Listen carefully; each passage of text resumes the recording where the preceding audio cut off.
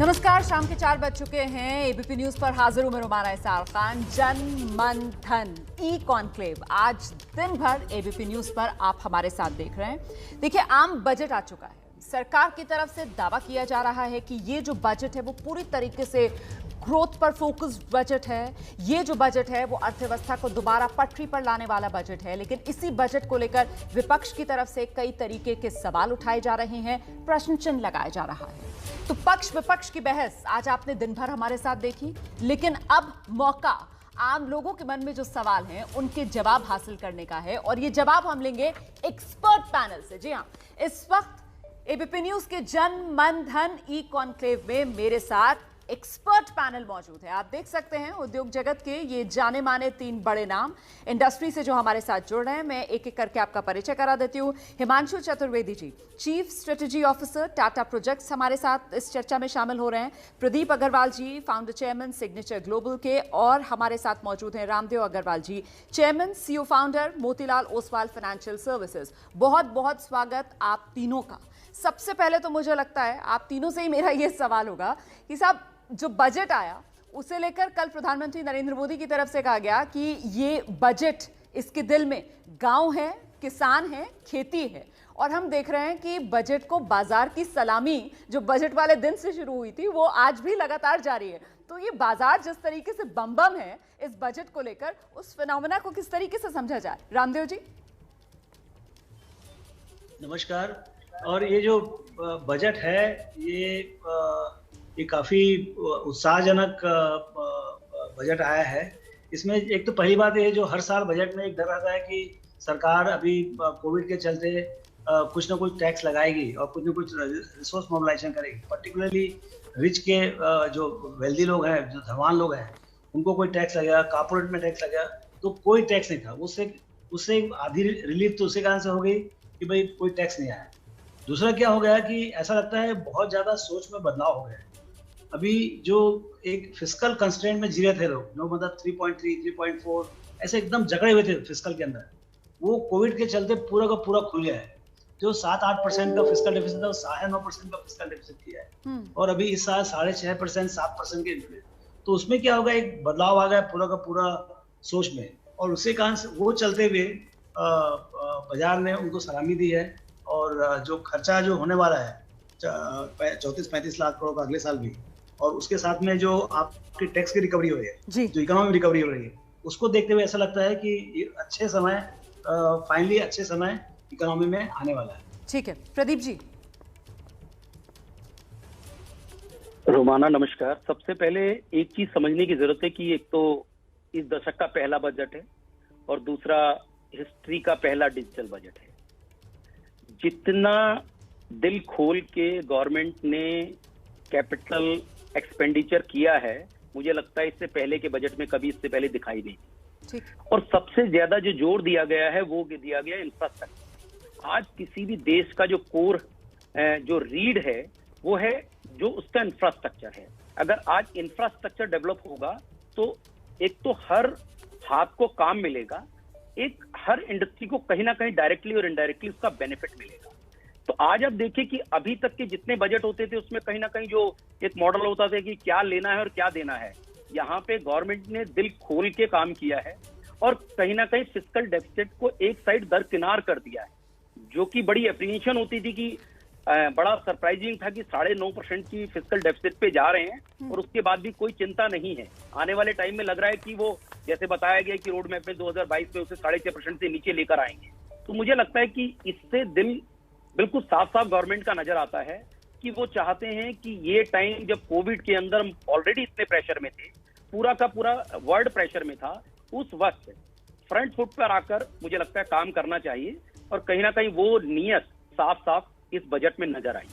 ठीक है सर, आपने वो जो कैपिटल एक्सपेंडिचर का जिक्र किया, मतलब ये माना जा रहा है कि एफएम की तरफ से वो वैक्सीन अर्थव्यवस्था को दरअसल इंफ्रास्ट्रक्चर में ही दी गई है। पर मैं ये समझना चाह रही हूँ हिमांशु जी कि ये जो वैक्सीन दी गई है कैपेक्स के जरिए, ये किन किन सेक्टर्स के लिए मददगार साबित होगी?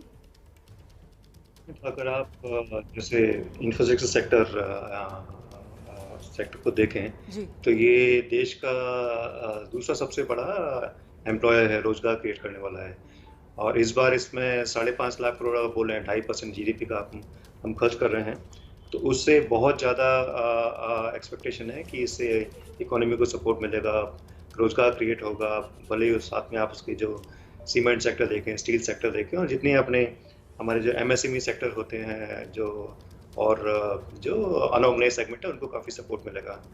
तो ये सब जो हो पा रहा है, मैंने सुना बीच में विपदा में अवसर, आपदा में अवसर, सॉरी आपदा में अवसर, आपदा में अवसर, एब्सोल्युटली यही है। आई थिंक जो फिस्कल कंस्ट्रेंट थे वो नहीं माने जा रहे हैं, और उसमें एज अपॉर्चुनिटी, एज अवसर समझ के वो हम स्पेंड कर रहे हैं बिना टैक्स बढ़ाए। तो उसके कारण आई थिंक काफी बोल्ड बजट है, और वित्त मंत्री को बधाई इसके लिए।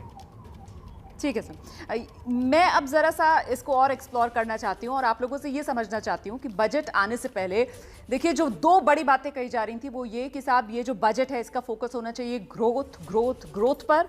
और जब ये पूछा जाता था आप ही जैसे सब एक्सपर्ट से कि साहब वो ग्रोथ ग्रोथ ग्रोथ वो कैसे हासिल होगी, इकोनॉमी दोबारा से पटरी पर कैसे आएगी, तो आप ही लोगों की तरफ से बात ये निकल कर आती थी कि साहब रोजगार रोजगार रोजगार, कुछ इस थीम को बढ़ावा देने वाला ये पूरा बजट होना चाहिए। तो अब एपेक्स में, माफ कीजिएगा, कैपेक्स में जिस तरीके का एक्सपेंडिचर सरकार की तरफ से किया जा रहा है, उसके बाद मैं आप लोगों से एक असेसमेंट चाहती हूँ, एक वित्त वर्ष फाइनेंशियल ईयर में कितने रोजगार के मौके। अच्छा, ये सवाल आज दिन भर मैं इसका जवाब लेने की कोशिश में हूँ। जयंत सिन्हा जी सुबह मेरे साथ थे चर्चा में, उन्होंने कहा कि आप अंदाजा लगा लीजिए, आंकड़ा उन्होंने नहीं दिया, मैं आप लोगों से आंकड़ा लूंगी, आप लोग प्लीज कैलकुलेट कर लीजिएगा। उन्होंने मुझे ये कहा कि 5.5 लाख करोड़ हमने इन्वेस्ट किए हैं, और ये मानकर चलो रोमाना कि 1 करोड़ 4 नौकरियां देता है। तो कुल मिलाकर उनके हिसाब से अगर मैं कैलकुलेशन पर जाऊं फिर तो साहब ये आंकड़ा 22 करोड़ के आसपास बैठ गया। मतलब क्या है सीन रोजगार का, बताइए ना, आंकड़ा दीजिए आप लोग। आइए हिमांशु जी आपसे शुरू करते हैं सर। एब्सोल्युटली मैक्रो लेवल पे मुझे आइडिया नहीं होगा, लेकिन अगर मैं अपनी खुद की कंपनी का की बेसिस पे कैलकुलेट करूं, हम लोग करीब 12-13 हज़ार कुल कंपनी का रेवेन्यू है, और हम लोग अगर एम्प्लॉय प्लस लेबर देखें तो पूरा करीब 70,000 करीब आप देख लीजिए। तो 70,000 12 आप करीब 6 पर करोड़ का आई थिंक एवरेज आ रहा है। तो आप साहब कर लीजिए। आप पर करोड़ 6 का एवरेज दे रहे हैं मुझे। जयंत सिन्हा साहब, मुझे मैक्रो नहीं मालूम, मैं अपनी कंपनी के हिसाब से बोल रहा हूं। नहीं, अपनी कंपनी के हिसाब से, लेकिन मतलब ये तो और ज्यादा उत्साह बढ़ाने वाला आंकड़ा है ना जो आप दे रहे हैं। प्रदीप अग्रवाल जी, एक कोई बिग पिक्चर जो हम दर्शकों को दे सकते हैं सर, कि इस वित्त वर्ष में हम कितनी नौकरियों की उम्मीद करें, क्योंकि रोजगार एक बड़ा मुद्दा है सर। कोरोना लॉकडाउन की वजह से लोगों का रोजगार छिना सर। रोमाना, रोजगार पैदा करने के लिए ही सारा का सारा बजट नजर आया है। आप देखिए कि इसमें सबसे बेसिक बात समझने की जरूरत है कि जो पैसा इंफ्रास्ट्रक्चर पर खर्च होगा वो नीचे से जो लेबर तबका है सबसे ज्यादा पैसा उसके हाथ में जाएगा, और अगर वो जाकर स्पेंड करता है उस पैसे को, तो जो पूरी की पूरी इकोनॉमी है वो कहीं ना कहीं ड्राइव होनी शुरू होती है। जब वो पैसा जाके बाजार में खर्च कर रहा है तो आप समझिए कि एक एक वो चीज खरीद रहा है, उनसे कहीं ना कहीं हर इंडस्ट्री कहीं ना कहीं डायरेक्टली इनडायरेक्टली रन कर रही है। तो आप एक एंगल देख सकते हैं कि सिर्फ रोजगार का, कि रोजगार कितने मिलेंगे। मुझे लगता है उस रोजगार के बाद कितने रोजगार जनरेट होंगे वो भी एक क्वांटम बहुत बड़ा है, और शायद जो नंबर आपको नहीं, आप जो बात समझा रहे हैं सर, दरअसल वो रोजगार तो महत्वपूर्ण इसीलिए ना कि अर्थव्यवस्था का वो जो चक्का जाम है उसे घुमाने के लिए लोगों की जेब में पैसा चाहिए। अब सरकार जो है वो कहती है साहब, जो विपक्ष कहता है कि सीधे हाथ में पैसा दे दो, हम इसमें विश्वास नहीं करते, हम तो आत्मनिर्भर बनाएंगे, सबको क्यों ना नौकरी और रोजगार मुहैया कराया जाए, और उसी पर फोकस करता हुआ ये बजट सरकार लेकर आई है। और बस इसीलिए मैं ये जानना चाह रही हूँ कि ये बजट हम सबके सामने है, आप लोग सब एक्सपर्ट्स हैं, आप लोग इस बजट को अच्छे से बारीकी से समझ चुके हैं, आप लोगों का आंकलन क्या कह रहा है, 1 साल के अंदर कितने रोजगार? प्रदीप जी देखिए, अगर आप किसी नंबर्स की बात करेंगे तो मुझे लगता है वो मेरे लिए थोड़ा सा डिफिकल्ट होगा बताना, लेकिन मैं ये कह सकता हूं कि अभी तक के जितने भी फाइनेंशियल ईयर आपके निकले हैं पिछले अगर 5 से 6 बजट के, तो मुझे लगता है ये सबसे बड़ा एक रोजगार का साल हो सकता है। अगर हम पिछले 5-6 बजट की बात करें जो मोदी जी की गवर्नमेंट आने के बाद, जो भी नंबर है, शायद मुझे लगता है ये जो साल है ये शायद डिकेड ही यू टर्न लेगा पूरा का पूरा इस पूरे के पूरे दशक के लिए। रामदेव सर, देखिए इसमें सबसे पहली बात तो ये जो जॉब्स लॉस हुए थे कोरोना कारण से, जैसे जैसे इकोनॉमी खुलती जाएगा, देखिए ये बजट में कोई direct apart from capital expenditure कौन से पर्टिकुलर इंडस्ट्री में जाएगा जॉब, ये कोई बात उसमें लिखी हुई नहीं है। ये क्या बहुत जनरल डिमांड बूस्ट की बात है। तो हर सेक्टर में आपको घूम फिर के डिमांड आएगा, ऑटोमोटिव में भी आएगा, ऑटो कंपोनेंट में भी आएगा, हॉस्पिटलिटी भी आएगा, ट्रेवल में आएगा, सब में आएगा। तो मुझे ऐसा लगता है कि जो 20-30 लाख जो जॉब्स जो गए हुए हैं, जो पहले जो थे कोविड के पहले और जो चले गए थे, वो सब जॉब सबसे पहले वापस आने चाहिए। और यदि ये बजट अगले 12 महीने में, 18 महीने में यदि वो सब जॉब्स रिस्टोर कर सके, दैट इटसेल्फ विल बी बहुत बड़ा अचीवमेंट होगा। ठीक है सर, मुझे लगता है आगे थोड़ा सा इस चर्चा को बढ़ाएंगे। हिमांशु जी, मैं फिर से आपके पास आऊंगी और मैं आपसे अब ये समझना चाहती हूँ कि इस बजट को लेकर जो सबसे बड़ी आलोचना की जा रही है विपक्ष की तरफ से, वो ये कहा जा रहा है कि एक बार फिर से शायद सरकार ने जो इंडस्ट्री है, जो उद्योग जगत है, उस पर ज्यादा भरोसा जता दिया है, उस पर ज्यादा विश्वास जता दिया है, जबकि सरकार कॉर्पोरेट टैक्स पहले कट करके ये देख चुकी है कि ये फायदा कॉर्पोरेट को दिया गया, फिर भी उसने निवेश नहीं किया गया।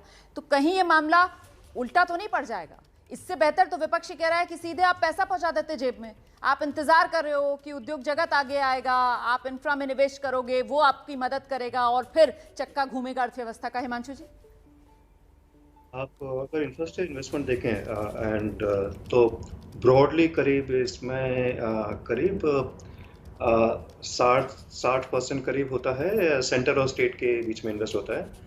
बाकी 60 से 70 बोलूँगा, और 30 से 40% करीब होता है प्राइवेट सेक्टर में। एंड पिछले बात सही है, पिछले कुछ साल से प्राइवेट निवेश कम हुआ है, काफ़ी कारण है। बैलेंस शीट में प्रेशर रहा है, इश्यूज रहे हैं, एंड इसलिए पिछले कुछ सालों में ज़्यादा से ज़्यादा निवेश जो केंद्रीय और राज्य क्षेत्र में हो रहा है।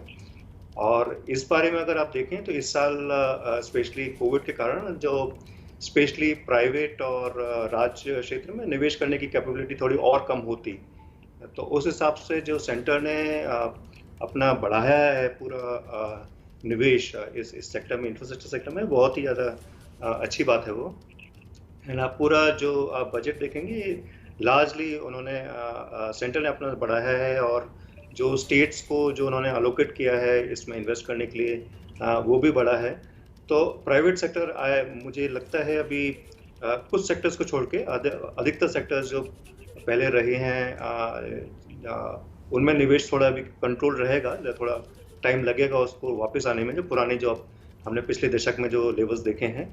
लेकिन ज़्यादा निवेश अभी इस समय इस साल में सेंटर और स्टेट में ही देखूंगा। ठीक है, लेकिन प्रदीप जी, सरकार की तरफ से पूरी कोशिश की गई ना कि प्राइवेट प्लेयर्स के अंदर कॉन्फिडेंस, आत्मविश्वास भी उनको दिया जाए कि वो आगे आएं और निवेश करें और अपनी भागीदारी, जिम्मेदारी अपनी निभाएं देश निर्माण में। नहीं, बिल्कुल। आप ये देखिए कि कॉर्पोरेट के ऊपर भरोसा करना बहुत ज्यादा जरूरी है। और अगर आप देखें तो कुछ चीजें ऐसी है, जैसे इंश्योरेंस के अंदर जो 49% से 74% में जो इन्वेस्टमेंट का इन्होंने फॉरेन इन्वेस्टमेंट को अलाउ किया है, इससे क्या होगा कि जो इन्वेस्टमेंट्स हैं वो बाहर से बहुत ज्यादा आएंगी, क्योंकि बहुत लोग वेट कर रहे हैं। आज इंडिया जो है वो अपॉर्चुनिटीज का हब है, जहां पूरे वर्ल्ड की सबसे ज्यादा पॉपुलेशन रहती है, यानी सेकंड लार्जेस्ट पॉपुलेशन रहती है। तो यहाँ पे जो अपॉर्चुनिटीज के मौके बहुत ज्यादा हैं। तो ऐसे में जितने भी फॉरेन इन्वेस्टर है वो चाहते हैं कि अपना पैसा इंडिया में लगाया जाए। लेकिन जितना जो भी चीजें स्टेप आज गवर्नमेंट ने ले रही है, चाहे वो IPO है LIC का, वो प्लान कर रहे हैं कि 2021-22 में उसे भी पब्लिक करने जा रहे हैं, तो ये सारी चीजें बिल्कुल क्लियर इंडिकेशन है कि जो कॉर्पोरेट है उसको स्ट्रेंथन करना है, ज्यादा से ज्यादा निवेश भारत में आए, ऐसे मौके बनाने। तो रामदेव सर, फिर अब ये भी जानना दिलचस्प रहेगा कि इन हालात के अंदर सेंसेक्स इसी तरीके से उसकी बल्ले बल्ले देखने के लिए मिलेगी, यहां से और कहां जा सकता है सेंसेक्स? देखिए, सेंसेक्स करीब आप पीछे हिस्ट्री देखें तो करीब 15% के हिसाब से बढ़ता है हर साल। तो हर 5 साल में डबल होता है, लेकिन कोई साल 15% नहीं बढ़ता। कभी 100% बढ़ता है, तो कभी 70-80% बढ़ता है, तो कभी 30-40% गिर जाता है। तो ऐसे यदि आप एक साल के लिए पूछेंगे, किसी को नहीं मालूम। लेकिन मुझे लगता है कि जिस ढंग से जो फिस्कल मैप दिए हैं और जो अग्रेशन डिमांड क्रिएशन के लिए ये बजट प्रेजेंट किया गया है और अगले 3-4 साल का रोड मैप दिया हुआ है, मेरे को लगता है कि अगले 5 साल में वापस हमें 12 से 15% का रिटर्न बाजार में मिलना चाहिए। ठीक है सर, लेकिन आप ही से मेरा एक और सवाल ये भी है कि एक नॉर्मल जो डिबेट वो दुनिया भर में चल रही है कि साहब ये जो शेयर बाजार के अंदर एक बूम सा देखा जा रहा है और इसका जो रियल इकोनॉमी है उससे एक तरीके का डिस्कनेक्ट है। जो आप फंडामेंटल्स देखिए कंपनियों के और उनके वैल्यूएशंस देखिए, तो इस बहस पे आपका नजरिया क्या है? देखिए, आपका जो ये ऑब्जर्वेशन एकदम सही है जी। अभी 2-3 साल में जो सेंट्रल बैंक्स ने जो इतने ज्यादा लिक्विडिटी रिलीज किया है, ये जो पहले 9/11 हुआ था, उसके बाद फिर GFC हुआ 2008 में, और अब ये जो कोविड के चलते जो 10-12 ट्रिलियन डॉलर का जो रिलीज हुआ है लिक्विडिटी का, उसके चलते यूएस में, यूरोप में, पूरे विश्वव्यापी बहुत ज्यादा बाजार में उछाल है। और वो एक्चुअली फंडामेंटल्स तो काफी खराब है और बाजार में ऑप्टिमिज्म बहुत ज्यादा है। हाँ। वो है पैसे के चलते, लिक्विडिटी के चलते। वो बात बिल्कुल सही है, लेकिन अब इसमें जो है ना, देखिए ये लिक्विडिटी तो कहीं जाने वाला नहीं है। अभी तो ऐसा लिक्विडिटी और बिल्डअप हो रहा है जैसे जैसे अमेरिका के कोविड के प्रॉब्लम्स चालू रहेंगे। तो अब ये एक डेंजर है पूरे बाजार के लिए, सिर्फ अमेरिका के लिए नहीं, हम लोग के लिए भी है। यदि अमेरिका में ज्यादा प्रॉब्लम हुआ बाजार में, तो यहाँ भी होगा। तो ये एक डेंजर तो है बाजार में कि आपका जो बढ़ता हुआ बाजार है 4-6 महीना बढ़ेगा, फिर बहुत जोर से गिर सकता है यदि वो लिक्विडिटी वापस लिए। तो इस खतरे को देखते हुए निवेशकों के लिए आपकी सलाह क्या होगी सर? एक तो पहली बात, आप स्पेकुलेशन ना करें। मतलब आप जो उतना ही खरीदें जितना घर में हो। जैसे आपके पास 10 लाख रुपए है तो आप 10 लाख रुपए के ही खरीदें। आप स्पेकुलेशन करेंगे 10 लाख के ऊपर, आप 30 लाख 40 लाख के शेयर खरीदेंगे लालच में, तो हो सकता है कि आपको पूरा 10 लाख से हाथ धोना पड़े। लेकिन 10 लाख का शेयर खरीदेंगे, मान लो 12-13 लाख हुआ और वापस गिर के 7-8 हो गया, तो ठीक है। मतलब आगे पीछे ये देश की उन्नति होगी, 6-8% का GDP ग्रोथ होगा, आपका करेक्शन होगा, लेकिन फिर जैसे ही करेक्शन खत्म होगा फिर वापस बढ़ के 15-20 लाख जैसा हो जाएगा। तो मेरे ख्याल से यदि आप 5 साल का पेशेंस रखेंगे तो आपका 10 लाख का 20 लाख होने का चांस है। लेकिन यदि आप बोलेंगे कि नहीं, मेरे को तो 6 महीने के लिए आना है या 1 साल के लिए आना है, तो वो बहुत डेंजरस है।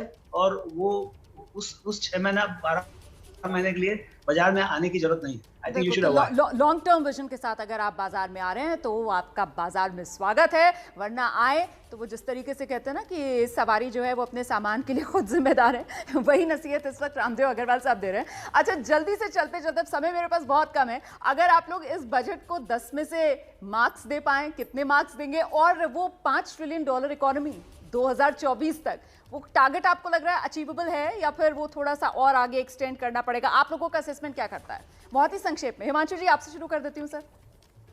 आई थिंक स्कोर बहुत अच्छा रहेगा। और एक पॉइंट आपके इस जवाब के पहले, आपने बोला प्राइवेट निवेश नहीं आएगा, तो प्राइवेट निवेश ग्रीनफील्ड की जगह ब्राउनफील्ड में आएगा। तो इतना एसेट मोनेटाइजेशन जो हो रहा है उसमें फाइनेंशियल इन्वेस्टर्स आएंगे, तो उसके थ्रू आप पैसा और चर्न कर पाएंगे और इन्वेस्ट कर पाएंगे, तो वो बहुत अच्छा रहेगा। और इस बार रेलवेज में भी जो इतना डेडिकेटेड फ्रेट कॉरिडोर किया है, उसके थ्रू लॉजिस्टिक्स कॉस्ट भी कम होंगे, तो बहुत अच्छा इनिशिएटिव है। And I think I will give full marks to this.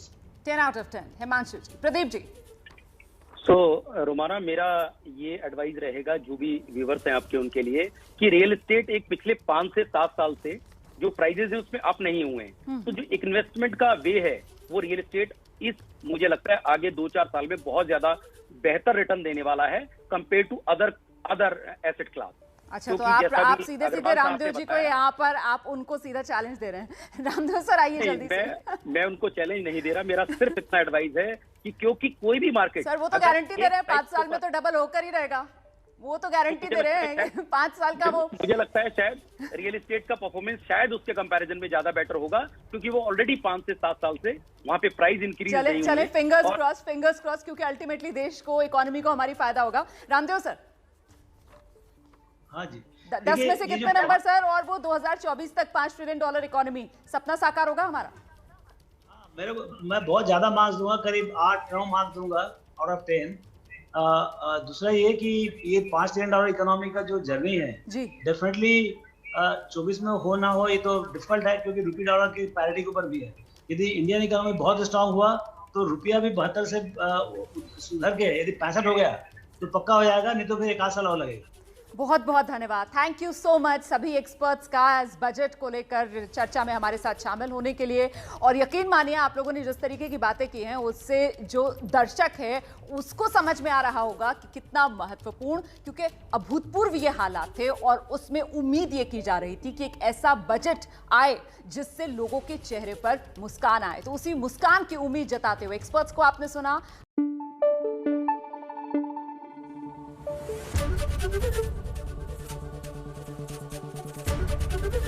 ABP news आपको रखे आगे।